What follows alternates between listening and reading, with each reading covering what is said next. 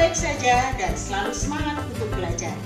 Pada video kali ini, kita akan membahas tentang teks ulasan. Generasi milenial Indonesia, kalian pasti pernah mengetahui tentang buku yang baru, film yang baru, lagu yang baru, atau puisi yang baru. Tentu kalian ingin segera nonton, ingin segera membaca, ingin segera menikmatinya, dan setelah itu biasanya cenderung kita untuk berkomentar. Apakah itu komentarnya suka atau tidak suka. Nah, untuk dunia pembelajaran, apa yang kita katakan suka atau tidak suka itu haruslah dapat kita pertanggungjawabkan. Kita tulis supaya bermanfaat bukan hanya untuk diri kita sendiri, tapi juga untuk orang banyak. Nah, apa yang kita lakukan itulah sebenarnya yang disebut dengan ulasan. Seperti pada intro tadi, kalau di sana dituliskan tentang mengulas buku, maka sebenarnya ada banyak hal yang bisa kita ulas. Ada banyak hal yang bisa kita ulas, dan ulasan yang baik adalah ulasan yang didasari oleh pengetahuan atau kemampuan tertentu. Nah, untuk mendapatkan kemampuan itu, maka kita harus belajar. Nah, saat ini kita akan belajar apa saja tentang teks ulasan. Yang pertama, kita akan belajar tentang pengertian, kemudian tujuan, manfaat, ciri-ciri ulasan, struktur ulasan, kelebihan dan kekurangan teks ulasan, kaidah kebahasaan, kemudian langkah-langkah menyusun teks ulasan. Pengertian teks ulasan. Teks ulasan adalah suatu teks yang berisi ulasan, penilaian atau review, timbangan terhadap suatu karya seperti film, drama, puisi, musik, lukisan, atau sebuah buku. Teks ulasan disebut juga dengan resensi. Ketika kita mengulas suatu karya, pengulas harus bersikap kritis agar hasil ulasannya dapat memberikan kontribusi atau sumbangan bagi kemajuan karya tersebut. Ulasan juga dapat disebut review. Ketika mengulas suatu karya, kita memberikan penilaian dan kritik untuk melihat kualitas suatu karya. Ulasan disebut juga timbangan terhadap suatu karya. Ketika kita mengulas suatu karya, kita menimbang karya tersebut untuk mengetahui kelebihan dan kelemahan dibandingkan dengan karya yang lain. Ulasan pada umumnya ditulis dalam bentuk artikel, sehingga teks ulasan juga dapat disebut artikel ulasan. Nah, ulasan merupakan teks yang berfungsi untuk menimbang, menilai, dan mengajukan kritik terhadap karya atau peristiwa yang diulas tersebut. Seseorang menulis sebuah teks tentu memiliki tujuan. Demikian juga dengan teks ulasan. Adapun tujuan teks ulasan, 1. Menunjukkan pandangan atau penilaian penulis resensi terhadap suatu karya. Kedua, memberikan informasi kepada publik tentang kelayakan yang dimiliki suatu karya. 3. Membantu pembaca untuk mengetahui isi suatu karya. Yang keempat, memberikan informasi kepada pembaca tentang kelebihan dan kekurangan karya yang diulas atau diresensi. Yang kelima, mengetahui perbandingan karya tersebut dengan karya lain yang sejenis. 6. Memberikan informasi yang komprehensif tentang suatu karya. 7. Memberitahu dan mengajak pembaca untuk merenungkan, memikirkan, dan mendiskusikan masalah yang terdapat dalam suatu karya. Kedelapan, memberikan pertimbangan kepada pembaca apakah suatu karya tersebut pantas untuk dinikmati atau tidak. 9. Memudahkan pembaca dalam memahami hubungan suatu karya dengan karya lain yang serupa. Dan yang ke-10, memberikan pertimbangan bagi pembaca sebelum memutuskan untuk memilih, membeli, dan menikmati suatu karya. Kalau tadi berbicara tentang tujuan, sekarang kita berbicara tentang manfaat teks ulasan. Teks ulasan memberikan manfaat setidaknya pada 3 pihak. Yang pertama, bagi pencipta, kedua bagi penulis ulasan sendiri, dan yang terakhir adalah bagi masyarakat. Bagi pencipta, teks ulasan memberikan manfaat yang pertama, dapat lebih memahami kelemahan dan kelebihan karyanya, untuk memacu semangatnya dalam menghasilkan karya-karya berikutnya yang lebih berkualitas. Kemudian, teks ulasan menjadi sarana promosi bagi hasil karyanya agar lebih dikenal masyarakat. Yang ketiga, melatih seseorang untuk memiliki sikap dan sifat mental yang kuat. Hal ini berkaitan bahwa seseorang akan dilatih untuk menerima dengan jiwa yang besar setiap bentuk kritik atau kecaman yang pada dasarnya untuk membangun jati diri seseorang sebagai manusia yang tangguh. Berikut adalah manfaat teks ulasan bagi penulis ulasan. Yang pertama, melatih seseorang memiliki sikap peduli dan kepekaan sosial yang tinggi. Sikap kritis dalam mengulas teks ulasan tidak lepas dari norma, etika atau aturan hidup yang berlaku di masyarakat. Selanjutnya, melatih untuk berani memberikan kritikan baik buruknya suatu karya. Di dalam kritikan terdapat pertimbangan tentang kualitas karya. Kemudian, melatih untuk bersikap jujur, cendekia atau tajam pemikirannya, dan bertanggung jawab terhadap kritikan atau ulasan yang dibuatnya. Nah, manfaat yang keempat bagi penulisnya adalah melatih untuk bersikap dan berpikir objektif. Kritikan yang diberikan haruslah didasarkan pada karya tersebut, bukan berdasarkan suka atau tidak suka. Selanjutnya, melatih untuk tajam pemikiran, bernalar, dan mempunyai rasa estetika dalam menilai sebuah karya. Kemudian, melatih kejelian dalam melihat karya yang berkualitas.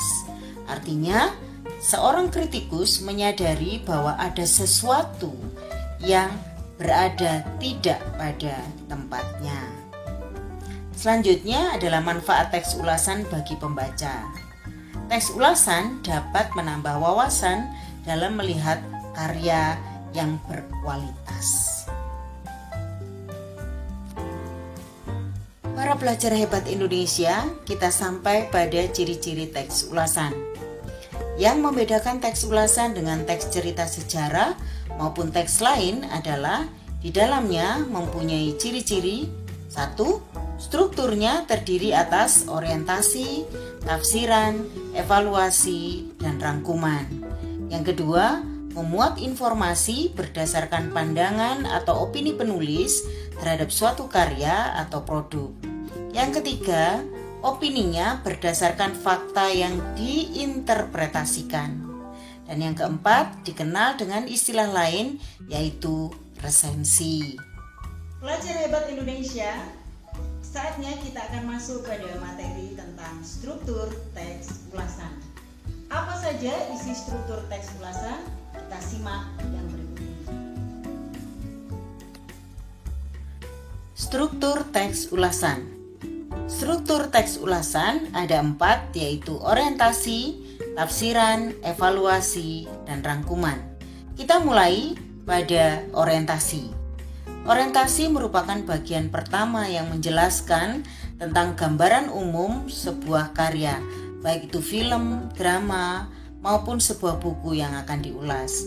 Bagian ini memberikan penjelasan kepada pembaca mengenai apa yang akan diulas, hubungan karya tersebut dengan karya yang lain yang senada, penghargaan buku tersebut atau latar belakang pembuatan karya tersebut, misalnya unsur ekstrinsiknya dan lain-lain.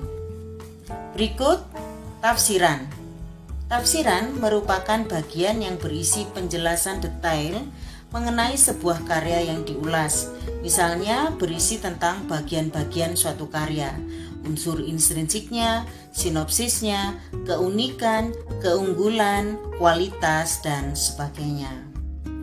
Selanjutnya yang ketiga yaitu evaluasi. Evaluasi merupakan bagian yang berisi pandangan dari pengulas mengenai karya yang akan diulas.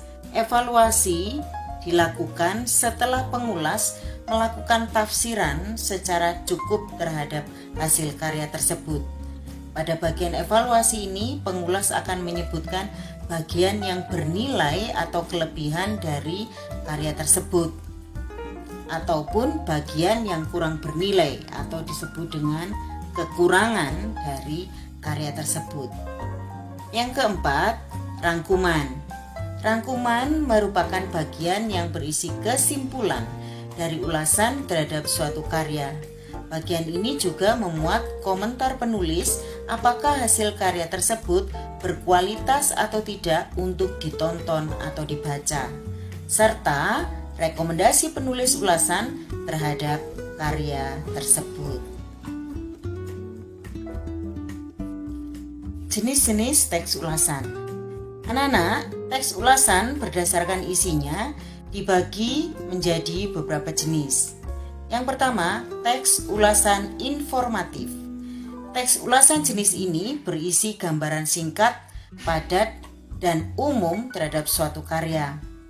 Resensi jenis ini tidak menyampaikan isi karya secara keseluruhan, namun hanya memaparkan bagian yang penting saja dan menekankan pada kelebihan dan kekurangan karya tersebut. Berikutnya, teks ulasan deskriptif. Resensi jenis ini berisi gambaran detail pada tiap bagian suatu karya. Teks ulasan ini biasanya dilakukan pada suatu karya fiksi untuk mendapat gambaran jelas tentang manfaat, pentingnya informasi, dan kekuatan argumentatif yang dituangkan penulis pada sebuah karya. Nah, yang ketiga yaitu teks ulasan kritis. Resensi jenis ini berisi ulasan suatu karya secara terperinci dengan mengacu pada metode atau pendekatan ilmu pengetahuan tertentu. Teks ulasan ditulis secara objektif dan kritis, bukan berdasar pandangan subjektif dari penulis resensi. Contoh, resensi terhadap novel dengan menggunakan pendekatan sosiologi. Kelebihan dan kekurangan teks ulasan.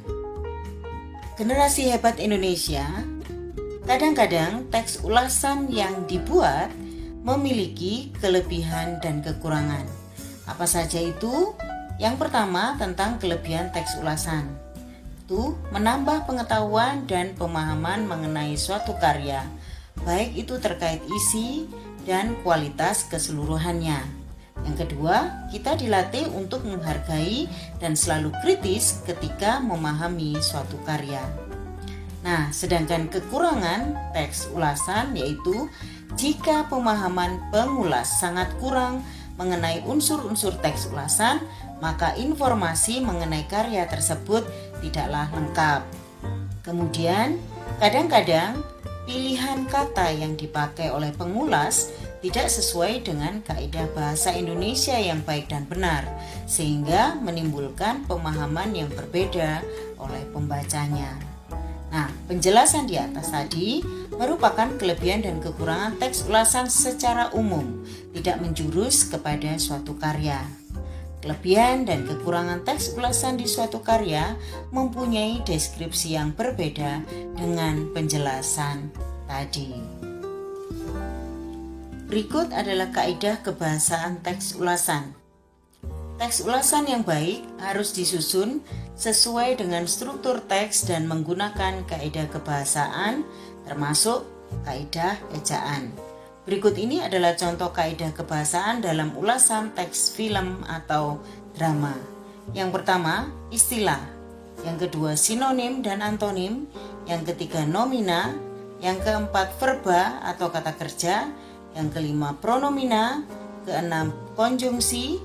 Yang ketujuh, preposisi. Kemudian artikel.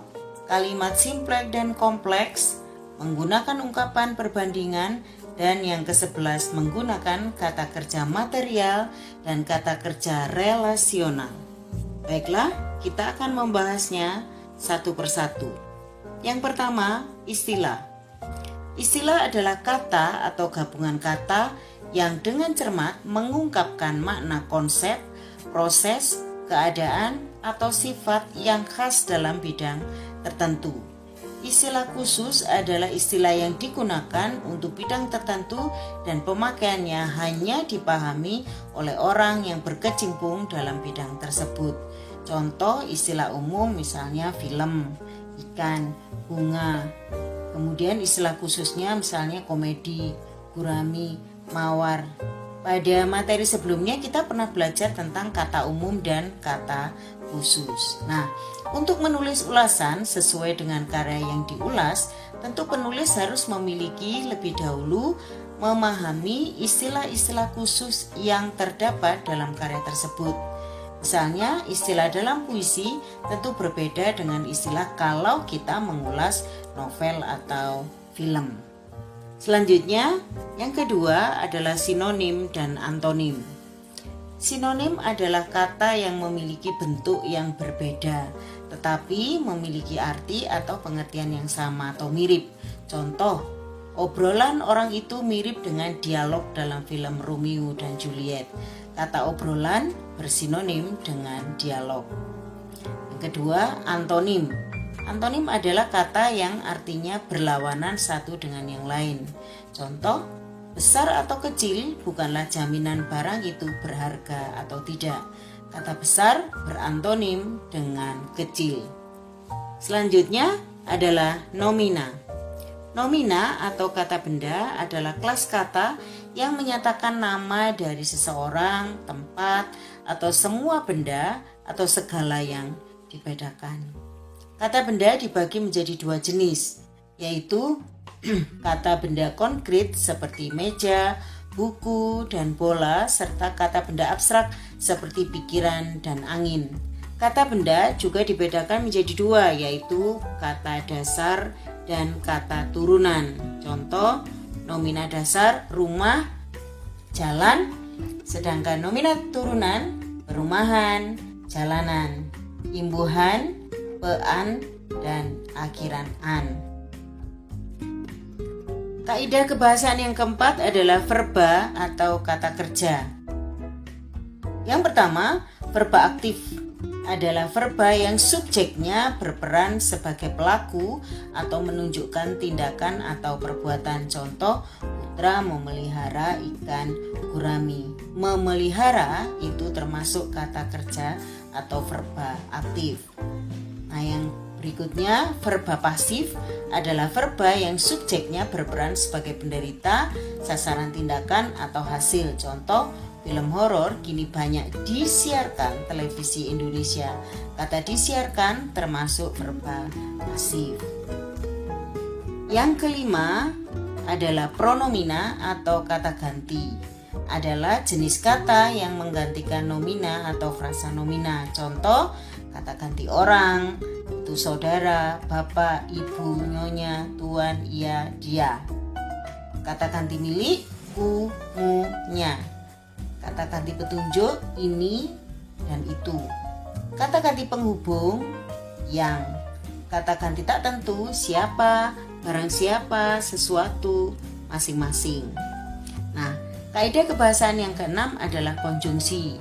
Konjungsi adalah kata tugas atau kata penghubung yang berfungsi menghubungkan dua buah klausa, kalimat, atau paragraf.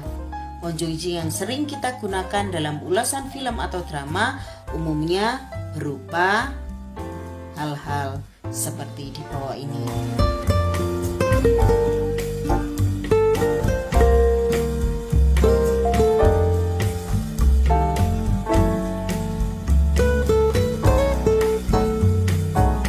Kaidah kebahasaan yang ketujuh adalah preposisi. Preposisi adalah kata tugas atau kata depan yang berfungsi sebagai unsur pembentuk frasa preposisional. Contoh, di ke, daripada, dengan, secara, tanpa, bagi. Berikut adalah artikel. Artikel adalah kata sandang yang membatasi makna jumlah nomina. Contoh, si dan sang. Kaidah kebahasaan yang ke-9 adalah kalimat simpleks dan kalimat kompleks. Kalimat simpleks adalah kalimat yang memiliki satu verba utama atau biasa kita sebut dengan kalimat tunggal. Contoh, film animasi Aladdin digemari banyak kalangan. Yang B adalah kalimat kompleks, yaitu kalimat yang memiliki dua verba utama atau lebih. Contoh, film Laskar Pelangi tidak hanya diminati oleh remaja, tetapi juga digemari oleh anak-anak dan orang dewasa serta mendapatkan banyak penghargaan sebagai film pendidikan. Kaidah kebahasaan yang ke-10 menggunakan ungkapan perbandingan, baik itu persamaan atau perbedaan. Contoh, daripada, sebagaimana, demikian halnya, berbeda dengan, seperti halnya, serupa dengan, dan sebagainya. Yang ke-11 menggunakan kata kerja material dan kata kerja relasional. Kata kerja material yaitu kata kerja yang menyatakan kegiatan fisik atau proses, misalnya makan, minum, membawa, berbicara, melamun, bertepuk tangan, mendengarkan, menunggu, melebur, memukul, bertanya, dan lain-lainnya. Kata kerja relasional adalah kata kerja yang berfungsi membentuk predikat nominal atau kata-kata kopulatif dan dapat juga membantu memperjelas predikat atau kata kerja bantu. Yang pertama, contoh kata kerja relasional sebagai kopulatif yaitu bernama, disebut, jadi atau menjadi, merupakan, adalah, ialah, yaitu, yakni, dan sebagainya. Contoh kata kerja relasional sebagai kata bantu, contohnya pasti, harus atau perlu atau wajib, jadi, mungkin, boleh, harap, bisa, hendak, ingin, mau atau akan, dapat atau bisa, ada, dan sebagainya.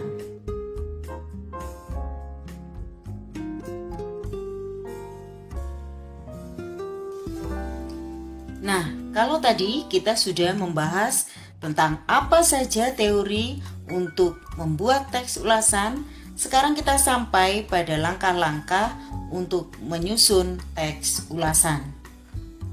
Yang pertama, tentukan jenis karya yang akan diulas, misalnya buku fiksi, novel.